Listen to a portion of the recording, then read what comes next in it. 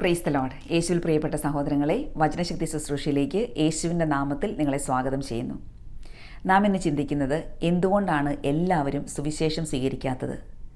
ദൈവവചനം പ്രഘോഷിക്കപ്പെടുന്നു, എല്ലായിടത്തും സുവിശേഷം പ്രസംഗിക്കപ്പെടുന്നു.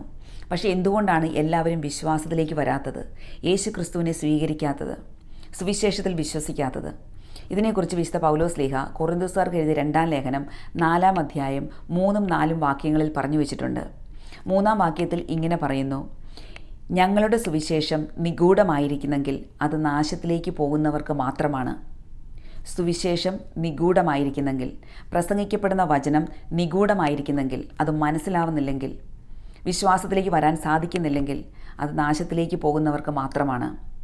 ദൈവം ആരും നശിക്കണമെന്ന് ആഗ്രഹിക്കുന്നില്ല, ഇരുട്ടിൽ വ്യാപരിക്കണമെന്ന് ആഗ്രഹിക്കുന്നില്ല. എല്ലാവരും വെളിച്ചത്തിലേക്ക് വരണമെന്നും രക്ഷപ്പെടണമെന്നുമാണ് ദൈവം ആഗ്രഹിക്കുന്നത്.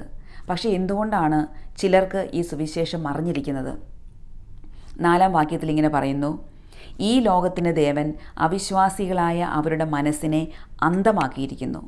തന്നിമിത്തം ദൈവത്തിൻ്റെ പ്രതിരൂപമായ ക്രിസ്തുവിൻ്റെ മഹത്വമേറിയ സുവിശേഷത്തിൻ്റെ പ്രകാശം അവർക്ക് ദൃശ്യമല്ല. സുവിശേഷത്തിൻ്റെ പ്രകാശം ദൃശ്യമാകാതെ പോകുന്നതിൻ്റെ കാരണം ഈ ലോകത്തിൻ്റെ ദേവൻ സാത്താൻ അവിശ്വാസികളായ മനുഷ്യരുടെ മനസ്സിനെ അന്ധമാക്കിയിരിക്കുന്നു. ആത്മീയ അന്ധത മൂലമാണ്. ആത്മീയ ദൃഷ്ടി അടഞ്ഞിരിക്കുന്നത് കൊണ്ടാണ്.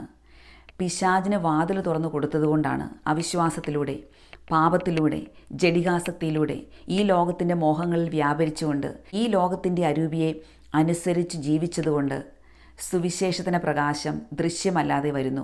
അങ്ങനെ നാശത്തിലേക്ക് നടന്നു പോകുന്നു. എൻ്റെ പ്രിയപ്പെട്ട സഹോദരങ്ങളെ, നമുക്കൊരു നിമിഷം ചിന്തിക്കാം.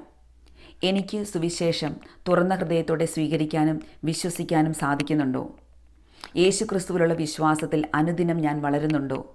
എൻ്റെ വചന വായനയിലൂടെ എൻ്റെ ഹൃദയം തുറന്ന് സുവിശേഷത്തിൻ്റെ പ്രകാശം സ്വീകരിച്ച് ഞാൻ രക്ഷയിലേക്ക് വളരുന്നുണ്ടോ?